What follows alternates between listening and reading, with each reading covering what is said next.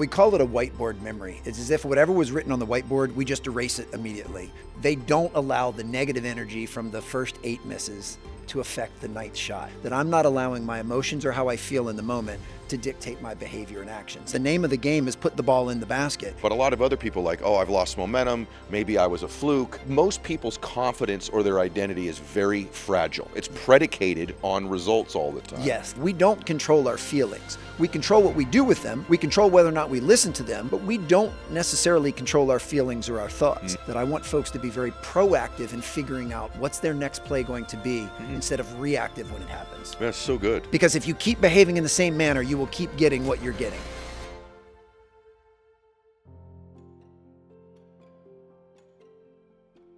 All right, welcome back to the show, everybody. So today I've got a guest back on that all of you told me is one of your all-time favorites. So the downloads were through the roof because when you do a podcast with Alan, you get value out of every single minute. So we're going to really talk about your mindset, winning, the philosophies that make people fulfilled and successful, and he's just great at it. He's got a new book out, by the way. I want to make sure that I get the book in here first, which is called Next Play.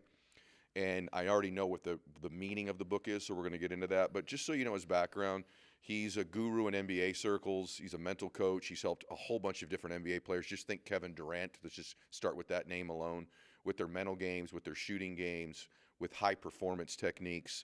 And we're going to get into a lot of that stuff that applies to you directly in your business, in your life today with Alan Stein. Welcome back, brother. It's so good to see you. Thank you so much. You're the best hype man in the world. Well, it's a fact. If I ever become a boxer or a rapper, I'm taking you with me, man. You're the hype man. Yeah, I'm big in the rapping circles. I figured you were. Big. You know, not everybody comes back twice. You got to really knock it out of the park to be on the show twice. So the fact that you're back here means my intro is accurate. Why'd you write this book, like Next Play, of all the things of you could go through, mental techniques, mindset, strategy, success principles? Why Next Play? It's the mantra that's had the biggest effect on my life. And it's done it from a very holistic approach. I mean, it's affected me as a father and as a parent. It's affected me as a business owner, as a speaker, as someone who still identifies as an athlete and still tries to hoop. Like Next Play just has so much utility. And when I first heard of it, because in full transparency, Coach K, the legendary basketball coach from Duke, was the one that came up with the concept. Okay. And I read about it in his book in the early 2000s, but I didn't have the emotional maturity to actually implement it. Consciously, it made sense, and I thought, yeah, this would be very helpful. But I allowed myself to be emotionally hijacked all of the time, and I allowed myself to get frustrated and disappointed by things that had happened in the past. And it took me away from being present. It wasn't until 10 years later when I was working at DeMatha Catholic High School with the basketball program there that I saw it put into practice with the head coach, Mike Jones. And that's when I started to implement it. And everything in my life changed afterwards. And I now look at Next Play through a few different lenses. The ones we're most familiar with is in the micro, is in the moment. You know, it's next pitch, next play, next sale, next conversation. It's when something doesn't go your way in the micro, can you quickly refocus the lens on what's happening now, which is the ultimate premise. Don't focus on what just happened, focus on what's happening now.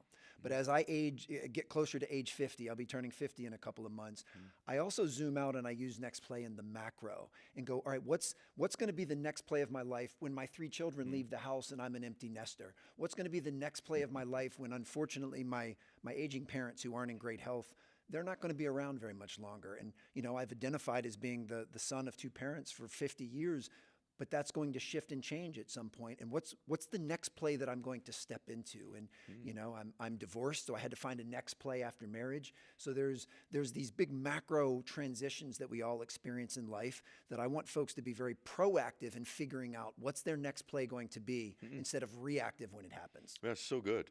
I'm thinking about the people that I know that struggle in life, and in both the micro and the macro, they struggle with this. Yes. In other words, you know, they missed a sale call, and now they're dragging the pain and the frustration from that into the next one. Exactly. And then they're not on their A game there. I also think of all the setbacks in life and not having a plan for that next play. Like it's really profound. I was thinking of Belichick. Yeah. With we're on to Cincinnati. Absolutely. You know, like that game's done. We've already played the game. That's famous time. You know, NFL coach Bill Belichick. They'd just gotten, I think it was blown out by Kansas City. Yep. I think it was.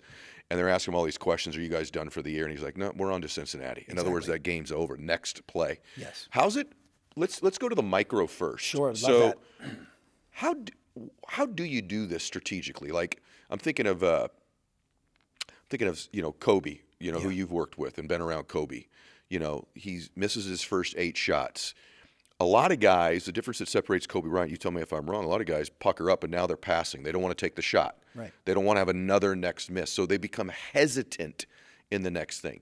What is something strategically that you have in the book that helps someone transition to the next play? What do you do? Well, we call it a whiteboard memory. It's as if whatever was written on the whiteboard, we just erase it immediately. Great shooters like Kobe, for example, they don't allow the negative energy from the first 8 misses to affect the 9th shot. They shoot the 9th shot as if they had made the first 8. And you can only do that if you have a very short-term memory, which is incredibly important. The other thing is we can't let our feelings and our emotions dictate our behaviors and actions. If we do that, we become inconsistent by definition. We're human beings, and we're going to experience every single emotion under the sun. And I'm of the belief there are no bad emotions. Every emotion serves a purpose for us. But we have to be very careful in letting our emotions drive the car and in letting them dictate how we behave. If I'm only kind and thoughtful and generous when I'm in a good mood, well, that means probably half of my life I'm going to be the exact opposite of those things. So I want to make sure that I'm not allowing my emotions or how I feel in the moment to dictate my behavior and actions. And it's the same thing. I would want a player to be disappointed that they missed their first 8 shots. I mean, let's not forget the name of the game is put the ball in the basket. And as much work as they've put in, it's okay if they're disappointed that they missed those 8 shots. But they can't let that disappointment dictate their behavior. They can't let it dictate their actions. They can't let it dictate how they shoot that 9th shot. So the ability to separate how we feel from the standard of how we perform and the standard of how we show up, to me, that's a crucial component of next play. Is it like the fragility of some people's identity and confidence that causes this to be the case? In other words, because I'm think even if you transition out of sports, I just think of like business people that I know. I've just been around people like they've missed 3 or 4 sales in a row. They're almost like, well, odds are I'm getting the next one. But a lot of other people like, oh, I've lost momentum. Maybe I was a fluke. Like most people's confidence or their identity is very fragile. It's predicated on results all the time. Yes, and right? that's what. And you're so insightful. And that's where the pitfall is. We cannot attach our self-worth and our self-belief to the outcomes, because by definition, we don't control outcomes. Now, you know me, I'm a process-oriented guy. I would much rather my identity be tied to the process, to my effort, to my attitude, to the things that I have control over, as opposed to outcomes, because we don't control those. You don't control the sale. What you do control is, did you put yourself or your product and service in the best position to be of service to someone else?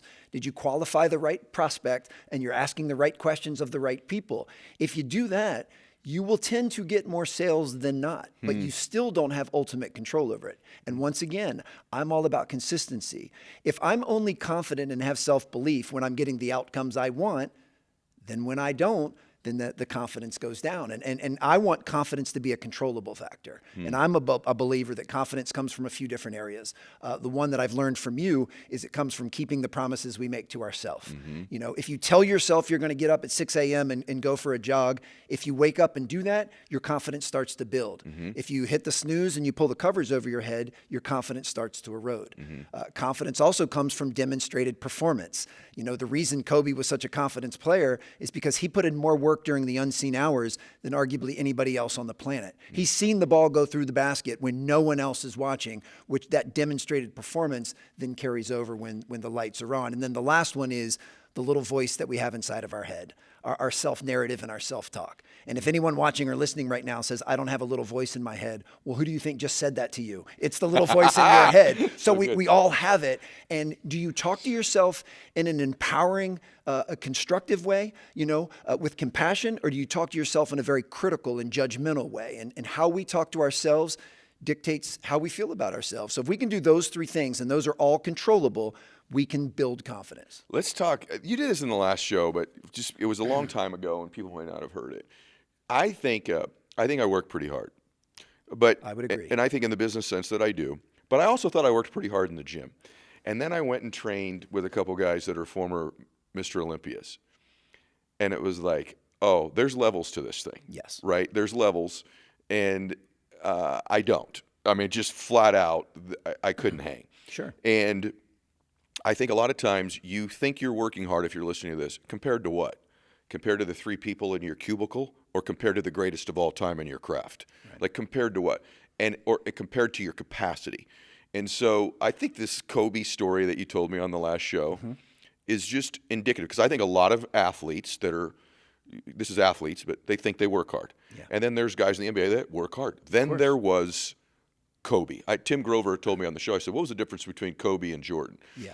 And he goes, 2 hardest working guys by a mile I ever had. Yep. He goes, I could actually persuade Michael at some point to leave the gym. And he said, in Kobe's case, I'd persuade him to leave, and then I'd find out he'd come back. Yeah. Like, he was just a level that was just beyond. Tell him the Kobe story. Do you remember the story you told me about getting to you know this story? Do I remember it? Yeah. I almost every single keynote that I've given in the last 10 years, I start with the Kobe story, because it was such a fundamental experience for me and how it shifted my perspective. And what I'll do is I'll give you the abbreviated version of the Kobe story, and then I'll tell you the part 2, which I know we talked about last time, but it's one that I rarely tell, but it really glues everything together.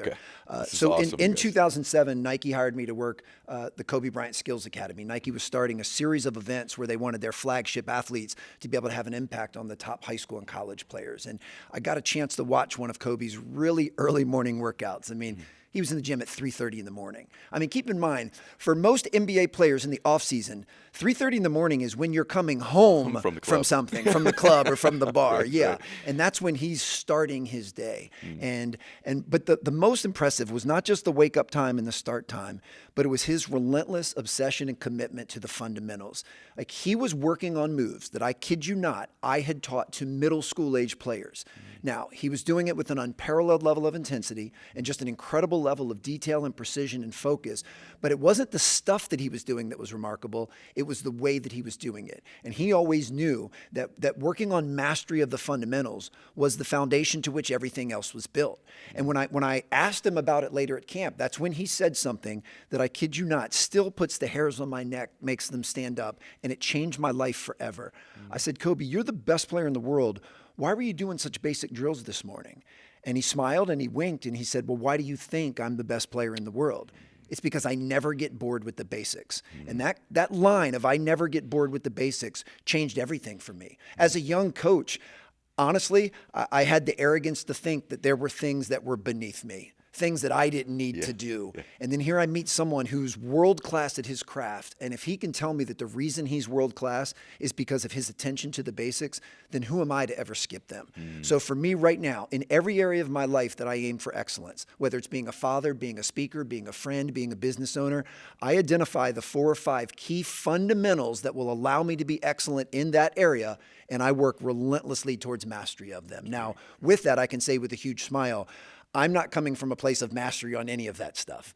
But what I can say with an equally huge smile is I'm making progress and I'm moving in the right direction. And I can sit here with you right now and tell you I am a better man in every area of my life than I was the last time I saw you a couple years ago on your show. Awesome, so I'm going in the right direction. I'm not there yet. And truthfully, I never will be, but I'm moving in the right direction. But the second half of that Kobe story, which I rarely tell, is the reason Kobe decided to get up so early in the morning was he had already identified that his competition in the NBA, if he took the upper 10% of players in the NBA, that they were going to work out twice a day during the offseason. The mediocre players in the NBA are going to work out once. The really dedicated ones work out twice. And Kobe said to himself, well, if I only do what everyone else is doing, how will I create any separation? How will I create, improve above them? So he said, if they're going to work out twice a day, I have to work out 3 times a day. And he said, the only other way I can fit that in is by getting up extra early. So in his mind, he said, when I'm coming home from workout number 1, you're getting to the gym for your workout number 1. I'm always one step ahead of you. But the part that I loved, he said, in one off season, that might not create much separation. But you start to stack years, and in his case, played almost 20 years, you create separation that no one can ever catch. And the most important part, though, that I want to make sure your listeners and your viewers understand, I'm not saying that more is always better. In fact, more is rarely better. Better is better. So it's not just that Kobe did more work. It was also his attention to detail and the quality of the work that he put in. An hour for him is not the same as an hour for other players. It's kind of like at work. The average person works, an 8-hour workday. But how much are they actually working? Studies show you're working like 3 hours out of 8 because the other 5 is fluff. Kobe's 60 minutes of dedicated work is 60 minutes of dedicated work. And when you can pack that kind of punch, then, I mean, your efficiency and your effectiveness is just unmatched. I can see the work you've put in, by the way. Well, thank you. Your children are here with you today, and I believe you about being a better man than you were the first time I met you. But I can tell you this, your communication, through the roof. Thank you. You're at a whole different level. By the way, if you're looking for a great keynote, Alan's unbelievable. But I can see it on you right now. I was wondering, you say in the book about operating systems. Yeah. What do you mean when you say that? What upgrade your operating system? What does that mean? Well, I don't know if you have an iPhone. I have an iPhone, and many people do. And every couple of months, there's an upgrade to the operating system, and it usually says we're working out some of the bugs. We're going to make this more efficient, more effective. Like they want your phone to be as helpful of a resource as possible. And I believe as human beings, we all have our operating systems, and mine has radically changed over the years. I mean, when I think of the operating system I was using in my 20s compared to now as I'm knocking on the door of 50, it's radically different. Yeah. But it's small incremental tweaks. None of this stuff, same thing with your iPhone. It doesn't make these big colossal changes every time there's an upgrade. It just makes some slight changes. And for us as human beings, it's the changes we make to our perspective, to our approach, to our belief system, to what we choose to feed ourselves with. I mean, obviously you are in incredible shape, so I know that you're very careful with what you put in your body as far as nourishment. But you know as well as anyone, we also have to be very careful with what we feed our brain, what we feed our emotions, the people we choose to associate with and hang out with. Never spend extensive time with someone you don't want to become. Like how basic of a premise is that? Yep. But that is a huge one, because when I look at times in my life where I wasn't performing at the level I think I was capable of, I was also hanging around people that were more of an anchor than uplifters. And I have to switch my environment. I'm a huge believer in environment.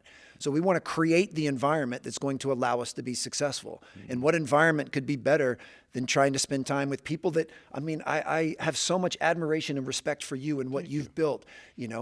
I want to step into the opportunities and things that you've been able to do. So in order to do that, I read, watch, and listen to everything that you put out, because I want to surround myself with what I need to up level. And it's the same thing I try to model for my children and model for everyone, whether I'm talking on stage or writing something on page. That's what's most important. So you know what, guys, when I started this podcast, I was new to the business. My son was actually the editor, and he was 14 years old. And I had all this doubt sinking in. I really didn't know what I was doing in terms of running a business. How are we going to sell our merch? Did we need a website? How are we going to do marketing? What if it doesn't work out, And that's where Shopify came in. I'm going to tell you guys something. If you see me doing something online, Shopify is involved, as is true for most entrepreneurs.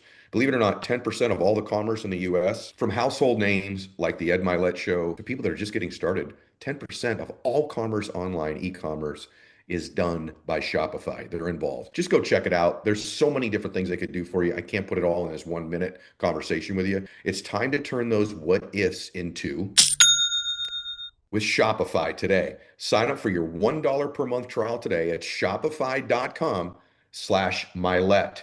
That's shopify.com/Mylett. Shopify.com/Mylett. You know why I think I like being around you? I'm watching you, and I'm like, what is it with this guy? Like every time I've been around you. And then I'm thinking about all the winners that I know. And I want to just ask you this. This is in the book, but kind of not. Sure. I want to just speak to this. I'm just thinking about it as we're talking. Like what you just said previously about the attention to detail with Kobe. Yes. I'm blown away by people that say they want to be multimillionaires, but they don't refine their craft with such specificity. Or I meet speakers that they're not watching the nuanced, specific things I do when I speak. They don't. Their understanding of what the level needs to be great at something, they're oblivious to. Yeah. They actually think if I'm going to be pretty good, then I'll just get. You have to be great at what you do. You got to be 100%. the best at what you do. And you can hear my intensity change. And this is the thing that I see with you. And this is the thing I want to ask you about. It's in the book, but it's not. But I want to touch on it. It's just true. When you're around major players, a great mom, an unbelievable school teacher, a world-class athlete, incredible business person, great sales. There's a level of intensity about these people that when you're around them, you flippin' feel it. You have a level of intensity about you. I do. Like, I'm an intense man. Yes. Like, I'm a nice guy, but I don't play around. Like, if we're doing something, I'm here to win. I'm here to take over. I'm here to dominate. I'm here to do something great. You've been around all these great athletes. Would you agree with me that the Kobe's or the Currys, there's just a switch. There's a level of intensity, frequency, vibration, passion that they have, that they've developed. I believe you have. Oh, well, thank you. Tim Grover has. It's just a different level. And I don't know that it's one of these things ever talked about in personal development and success. It's just intensity. Yeah. What do you think about that idea? Well, I love it. I think you're right on point. And the way I would define it, it's the ability to focus, and it's the ability to be in the present moment. Ultimately, that's what defines intensity. We'll all express it in different ways. I consider myself incredibly intense, but I also I don't think I come across as like the typical alpha male, like trying to dominate situations and dominate conversations. That's not my style. Agreed. But what I can do is I have the ability to focus, which by definition means block out all of the distractions and block out everything that is unnecessary or unessential and focus on what matters most, which is the premise of the book, is focus. Learning, first of all, you have to identify what matters most, and then you have to be able to focus on it. But all of this comes back to the ability to focus on the present moment, to know what you have control over and let go of the things that you don't. And to me, that's the level of intensity. You know, that's a reason why a Kobe or a Steph Curry have that intensity, is they can block out everything that's going on in the world and focus on the task at hand, what's right in front of them. And they also have the masterful ability to literally just focus on the step that's right in front of them. Yeah. This possession. They're not worried about winning the game, not at that moment. They're worried about just winning this possession, whether it's on offense or defense, and being able to micro that down is incredibly important. And yes, from a speaking standpoint, I study that craft relentlessly. I know you do. I want to be the best speaker that I'm capable of, because I believe it's an opportunity for me to share a message that I'm passionate about. And certainly I study other speakers like yourself. And here's a helpful tip for someone that wants to become a better speaker, a better communicator. I'll take a clip of you and watching you speak, and I'll watch it in 3 different ways. One, I'll watch it with absolutely no audio. I just watch you. Now, I see your mouth moving, but I don't know what you're saying. But I watch your mannerisms. I watch your physicality. I can see the intensity on your face. Second, I'll only listen to the audio. So I won't watch anything that you're doing, and only hear your tonality, your ability to pause, because we know there's a power in the pause, your inflection, your volume, and I'm going to hear how you're manipulating your instrument, which is your voice. And then the third time I'll watch it, I'm going to watch the whole package together, and I'm going to watch the entire thing. And I'm going to look at you from a delivery standpoint, from a content standpoint. Now, when I'm doing that, my goal is to not be you. There's only one you, and you're doing it better than anybody else. Oh, I know about that. But my goal is to be able to say, what are some things that Ed is a master of on stage that if I work hard enough and I add to my speaking game, I can start to emulate and make a part of what I do. And then I also make sure that I study things outside of keynote speakers. I made a kind of a joke earlier, but I'm really serious. I study hip hop and I study stand-up comedy. So do I. Because those are 2 forms of spoken word that, first of all, I enjoy. So I actually like both of those art forms. But there's so much that you can learn from hip hop artists and from stand-up comedians on how to tell story, on how to sway emotion. So I try and study those, not because I want to be either, and don't worry, I couldn't be either, but I can take things from those. So I take that holistic approach, and then I constantly iterate. You know, I tell many of the same stories, and I have been telling them for years, but my overall program has really grown, and it iterates, and I'm not afraid to try new stuff. Here's another one that I think you'll appreciate, and I learned this from a good friend of mine who's a brilliant speaker. He does what's called the new 2. In every single talk he gives, he does 2 minutes of brand new material that he has never shared publicly. He's never done in front of anyone, but he's not afraid to try it. And he tests it out. And if it goes really well, that new 2 might turn into a new 7. If it doesn't go well, he asks himself 2 questions. Can I try and tweak it and iterate it and try it again? Or sometimes, you know, in baseball, sometimes we just swing and we miss, and that's okay. But either one. So for a guy like that who gives 80 keynotes a year, that's 160 minutes of brand new material that he gets to try in front of a live audience. And I've tried to work that in. So every single talk I give, I integrate something new in. And it's amazing how quickly you can iterate and grow when you're willing to just inch by inch kind of step into that next play. Brother, I'm loving this. Cool. I have to tell you that, by the way, that on the speaking part, you know, mine is stand-ups as well. And actually, you know, for years I'd watch pastors, people that just speak in a different type of environment, right? And how they, and the tip of, here's the point, everybody. Let's say you don't want to be a speaker. Are you trying to be that great at what you do? Do you view what you do as a science and an art both? and really begin to study the people that are exemplary at it. Like in my point of my life, like business is important to me, but like in my life, the last 5-10 years, you know, I feel like my passion play has not been business or speaking or podcasting, even though it's something that I do. It's been more like, what kind of a father am I? Love that. And so, but I study. I study. I brought people into my life, men into my life that I think are great fathers. To your previous point, Yep. and I study them. Like, I'll give you a Kobe story that wouldn't be the story. I may have told you. I don't think I've told you this. No. So our daughters played volleyball in the same league, same together. Yep. And I was with Kobe 2 days before he was taken from us. And we were at a volleyball tournament, and I'm in this dad mode of I'm watching great dads. I'm going to tell you something about Kobe, you guys. I don't know all of his personal life, but I can tell you this. I watched him as a father. It's incredible. And I'm going to give you a little thing that I noticed. This is most between you and I podcast. Sometimes people listen to it. Sure. We're at the gym. If you're a volleyball dad, you'll know this. These are long, noisy days. Yeah. So we had got there about 8 o'clock. The last match was about 10 p.m. that night. There's like 3 dads left in the gym. Yeah. Me and Kobe were 2 of them. And the match ended, and I'm over with my daughter, and she's picking up her gear, and I'm over there talking to her about the match. And Kobe was holding his little girl, and he was at the other end of the gym. And for some reason, I'll never forget it, he had this black and white sweat. I watched Kobe walk out of the gym that night. I don't know why. I've been around him a bunch of times. For some reason that night, I couldn't take my eyes off him. And it wasn't that he was Kobe. Right. I was watching him as a dad. Let me tell you what he did that I just little nuance. Yeah. It's the little nuances, Alan, what you just said about course. watching it with the sound off or whatever it might be at your craft, at what you want to be great at, everybody. And so I watched Kobe, and I'd got Bella's bag, and good job, honey. Kobe with his daughter had the baby in his arm.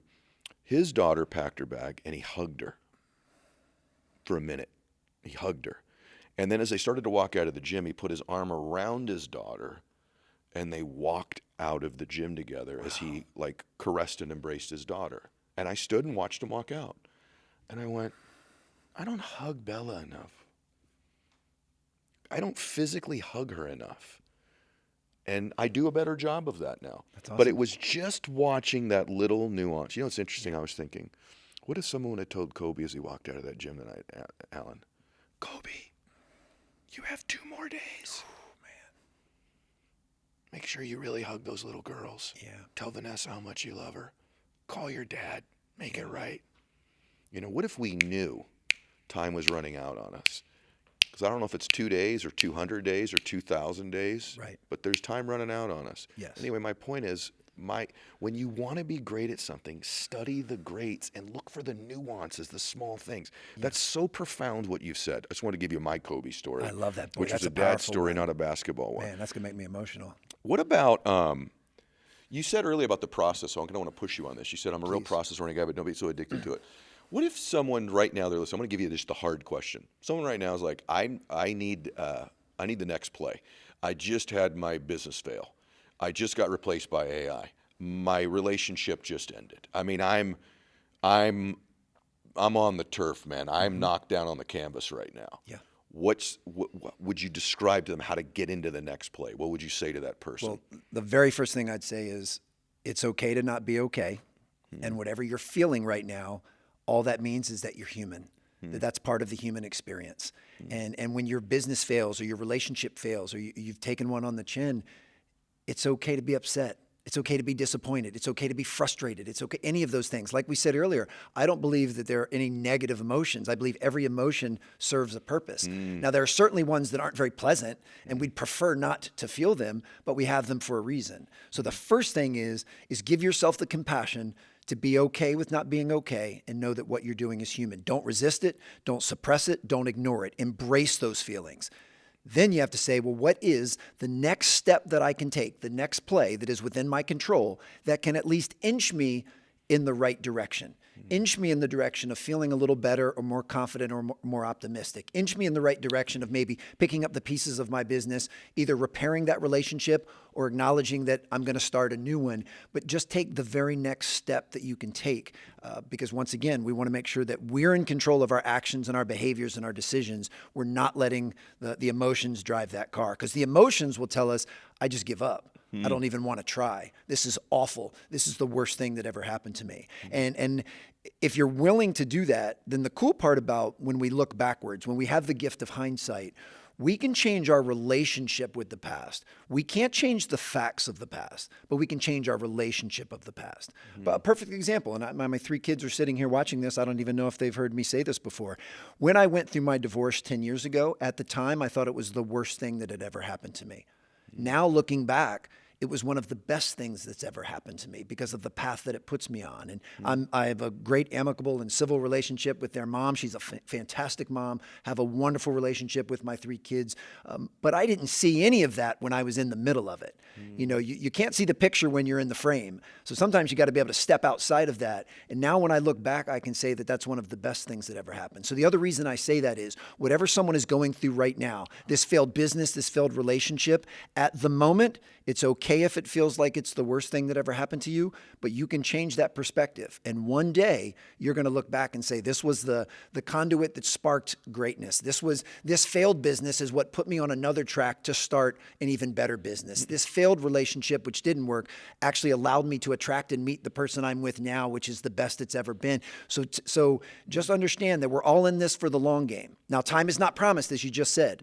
Like, I'm not guaranteed that my flight will even land from Tucson. I certainly hope that it does, but we're not promised any of it.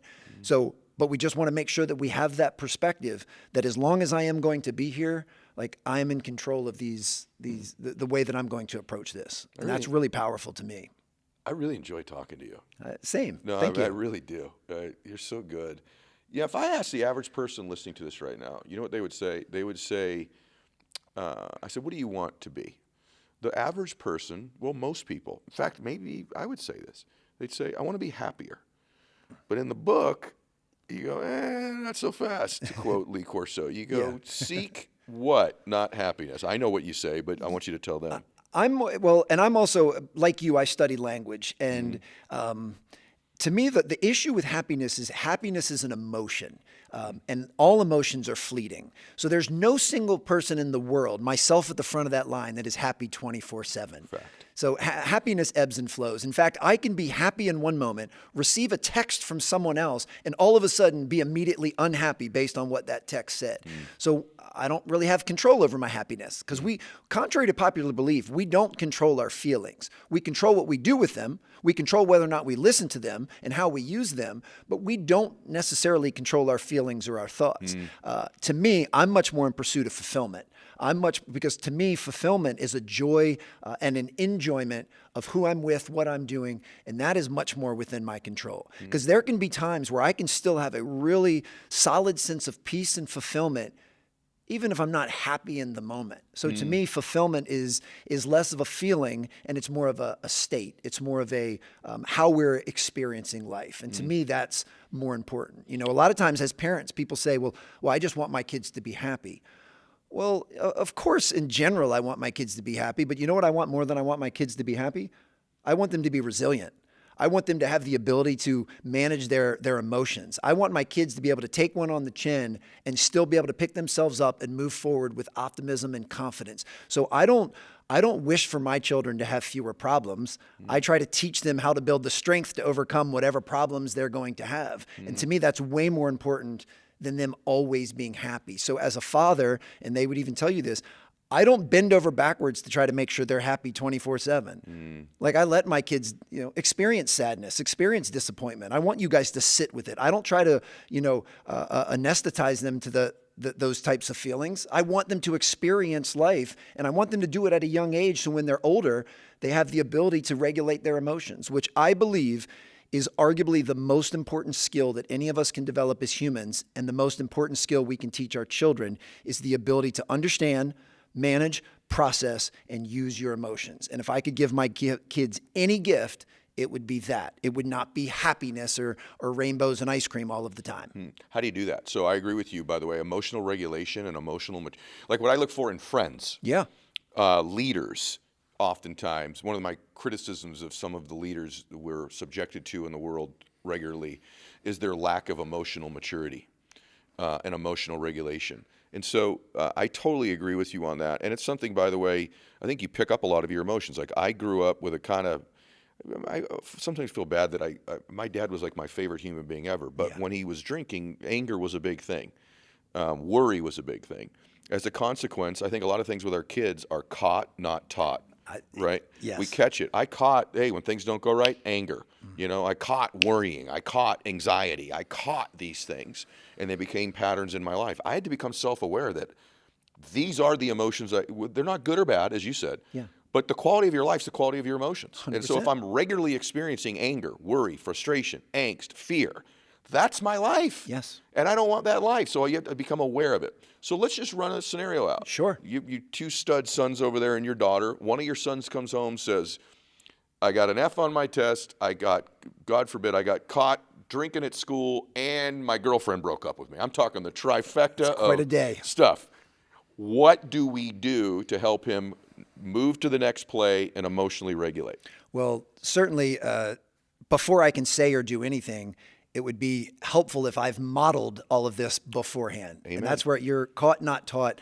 I say that all the time. I probably owe you royalties on that statement. That's probably not mine. Yeah. So I want to make sure that I've modeled for them in the times where those types of things have happened to me, that I've been able to model the emotional regulation skills and the ability to, so I've planted those seeds. And I've always believed it's never too early to plant seeds. I was planting seeds with them before they even knew it. And now at their current age as a father, there's nothing that brings me more joy than seeing a seed that I planted 10 years ago when they didn't even know it come to fruition now with something they say or do.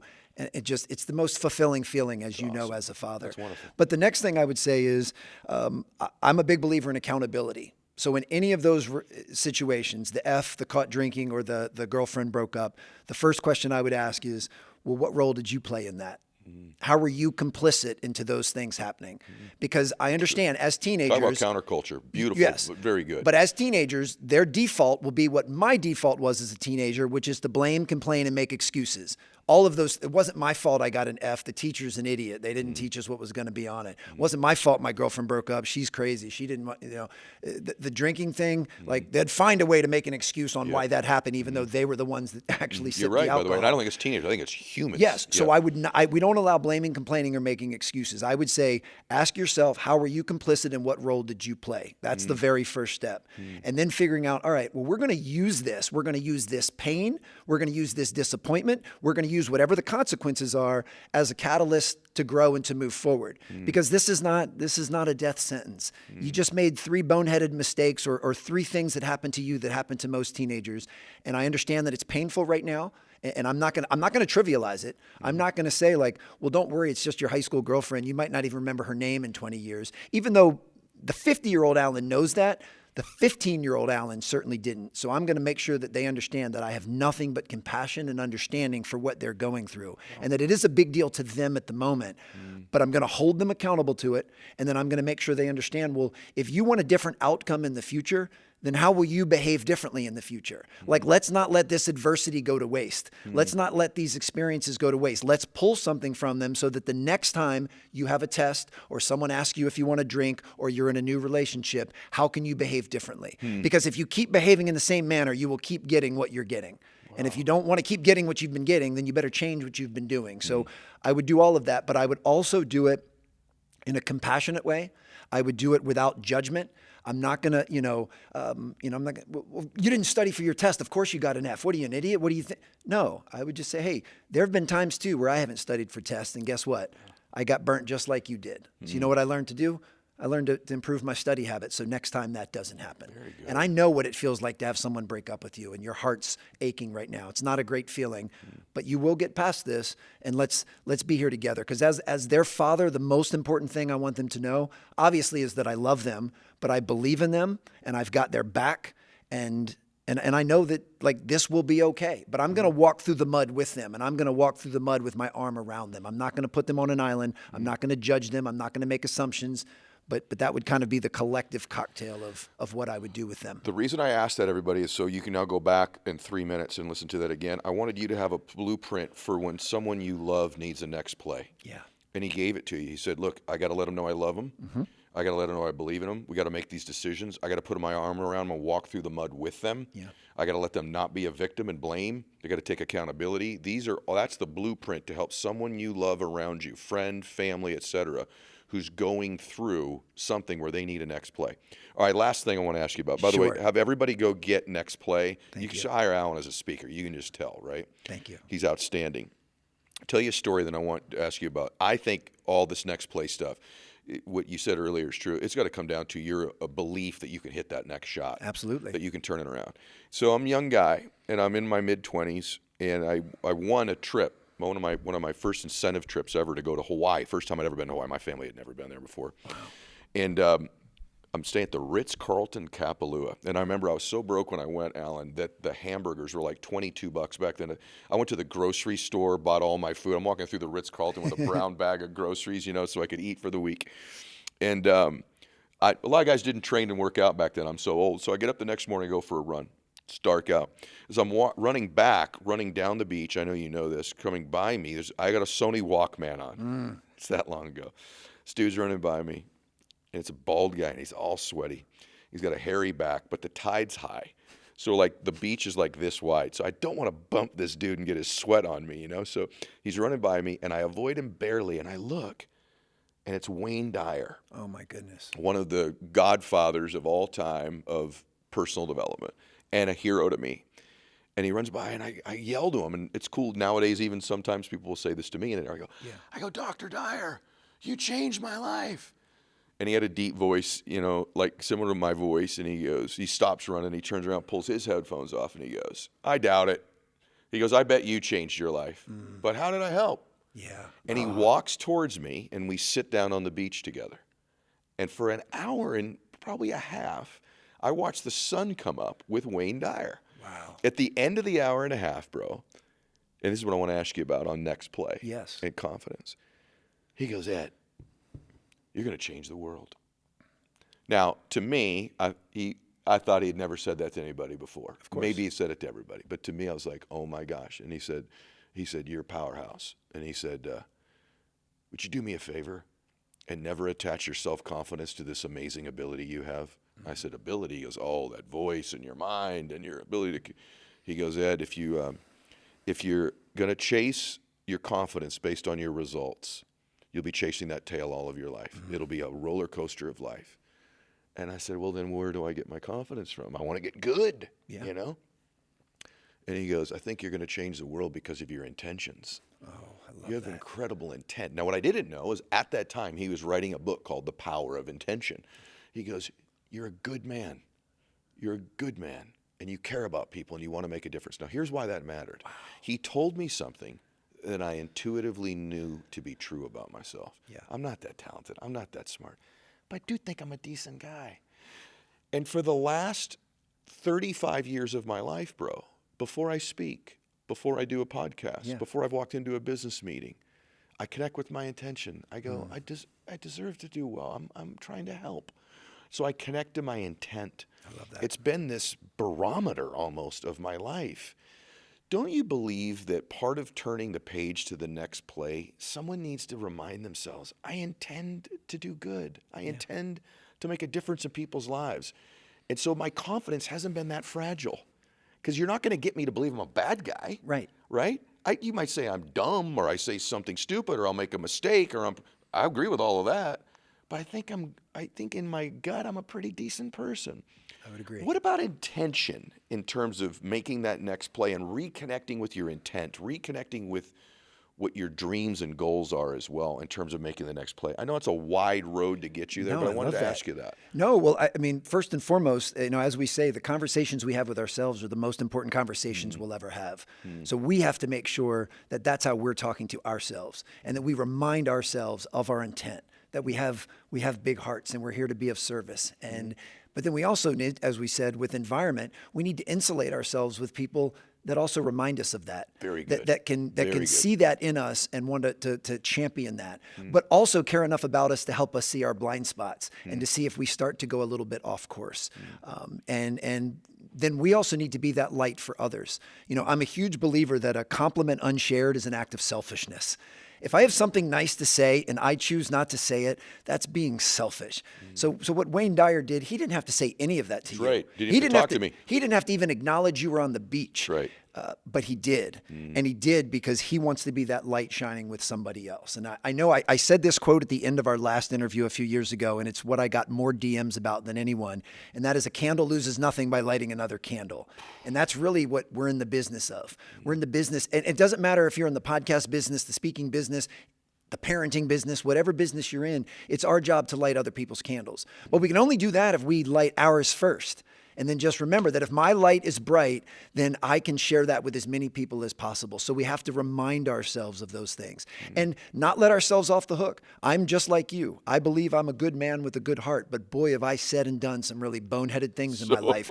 But those are outcomes, and those are not a reflection of who I am. They're a reflection of maybe making a poor decision in the moment. And just like with the example of talking about my children, I've had to unpack that stuff. I've had to own it, understand my role in it, in many cases, apologize for it and make amends. But then I move to the next play and I let that go. What I'm most proud of in my life, there's two things. One, of all of the boneheaded decisions I've made in my life, and I've made so many of them. I've made them out of impatience. I've made them out of fear. I've made them out of ego. I've made them out of insecurity. I've forgiven my previous self for all of those things because it doesn't do me any good to hold on to them. So I've dropped that anchor and I've moved to the next play. The other thing is, and I have the optimism, and some people think that the healthy delusion to believe that my next play is always going to be my best play. Ask me the best speaking engagement I've ever done. It's the next one I've got. And I really believe that. I believe the best relationships of my life are still in front of me. My best earning opportunities and business opportunities are still in front of me. My best friendships are still in front of me. And that doesn't mean that I'm degrading or trivializing the ones that are in my life now. They're incredibly valuable. But I have the optimism to believe that my best are still in front of me. I also have the optimism to believe at 50 years old, I'm still going to live another 50 years on this planet. So I'm at halftime right now. And you know, being a sports guy, great sports teams and coaches and players always play a better second half than the first half because they make the adjustments that they need. So I'm going to take all of the lessons I've learned in the first half of life, all of those boneheaded decisions that I've made, and I'm going to apply them to the second half. And the phrase I use with myself is my next 50 will be my best 50. And I can't wait to experience life as a father, as a friend, as a business owner, as a speaker, applying all of these lessons that I've learned. Like, watch out, world, this next 50 years is going to be off the charts. Bro, that was, okay, let me tell you what you all just listened to. You just listened to a great podcast. Thanks. Like, this is why this podcast exists. Excellent, elite, outstanding, exemplary, tremendous. Like, bro. Well, you make it fun and you provide a safe environment to come here and just talk about things I'm passionate about, and I appreciate you. I'm a big believer of you, bro. I'm a big believer of you. And you know what? What you just said there at the end, one of my favorite things ever. I used to take all the boneheaded things I've done, stupid decisions, choices, mistakes, and use them as a weapon against me to lower my identity and frequency so that I'd make more of them. Yeah. And at some point, I decided to do what you did, is I've forgiven myself for my stupidness, and I've connected to my intention. And that was one of my favorite things that's been said on the show in 10 years, what you just said there at the end. Well, think about this. Those mistakes that both you and I have made, the man I am today is not in spite of those mistakes. It's because of those mistakes. So that's who I am. That's part of the collage. So true, bro. A lot of people ask me, I've got some ink, I've got full sleeves, and I've been collecting tattoos, if you will, for 30 years. And the ones that start at the top of my shoulders, I got when I was 20 years old. It's respectfully to the artist that did them. It's not the best artwork I've ever seen. But you know what? My arms are kind of a collage of everywhere I've been and who I've been at that point in time. And I'm actually proud of my artwork. If I started with blank skin right now and I were to go get 2 brand new sleeves, I would not get the same stuff that I have now. But I'm also not the same man I was when I got these when I originally had them. So I'm okay with that. So they're kind of a living symbolism of who I am at different stages of my life. And that's how I look at all of this stuff. I'm not bashful about talking about the mistakes that I've made in the past. Were they painful at the time? Extraordinarily. But I've used that to then propel forward. And I also know, too, in the next 50 years, even though it's going to be a great life, I got a lot more mistakes left in me. Here's the promise I try to make to myself. Just stop making the same ones. I'm going to make a fresh batch. I've got 50 years of a whole bunch of mistakes and boneheaded decisions coming up, but I'm not going to keep making the same ones over and over. And to me, that's the most important part. So let's go out and make some mistakes, but let's make some new ones and some fresh ones. Bro, so good. One thing was not a mistake is having you back on the show. Thank you. Really, really great stuff today, Alan. You guys, his next book is right now, Next Play. You can go get that. This has been Alan Stein, and it's been a great podcast. Thank you, brother. Share this episode with people that you love and care about. God bless you. everybody, and max out your life.